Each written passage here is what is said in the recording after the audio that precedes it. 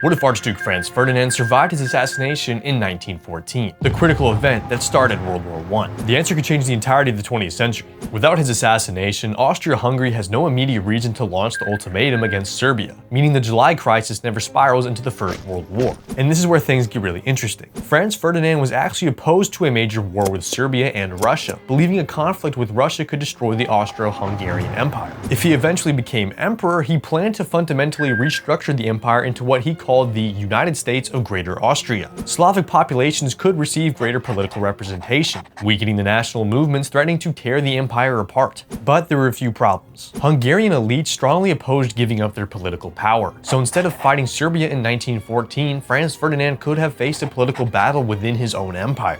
And if Franz Ferdinand reformed Austria-Hungary, the consequences could be enormous. No First World War means no Treaty of Versailles, no collapse of Austria-Hungary, and potentially no Soviet Union or Third Reich Germany as we know them. But Europe was still heavily militarized, and tensions between Germany, Russia, France, and Austria-Hungary weren't going away.